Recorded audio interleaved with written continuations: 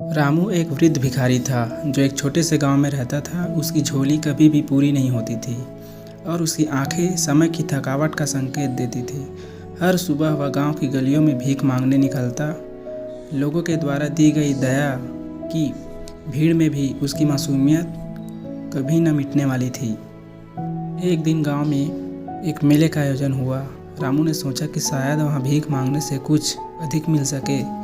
मेले में जाते ही उसकी नज़र एक छोटे से स्टॉल पर पड़ी जहां विभिन्न प्रकार की मिठाइयाँ बिक रही थी। उसकी आंखों में मिठाइयों के प्रति एक अदृश्य खिंचाव था, लेकिन उसके पास पर्याप्त पैसे नहीं थे। उसने सोचा कि वह भीख मांगकर थोड़े पैसे इकट्ठा करेगा और कुछ मिठाइयाँ खरीदेगा। उस दिन रामू को बहुत अधिक भीख मिली। खुशी से उसके चेहरे पर मुस्कान खिल गई। उसने सोचा कि अब वह मिठाइयों की एक छोटी सी कटोरी खरीद सकता है। जब वह स्टॉल पर पहुंचा तो दुकानदार ने उसकी स्थिति देखी और बिना किसी पैसे के उसे मिठाइयाँ दे दी। रामू को यह देखकर हैरान हुई और उसने धन्यवाद कहा।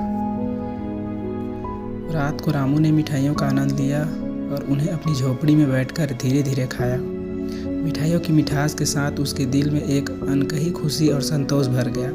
वह जान गया था कि दया और मानवता के इस छोटे से काम ने उसकी दुनिया में एक बड़ा बदलाव किया है। इस कहानी से यही सीख मिलती है कि किसी की मदद करना भले ही छोटे स्तर पर हो, दूसरों की ज़िंदगी में बड़ा फर्क डाल सकता है।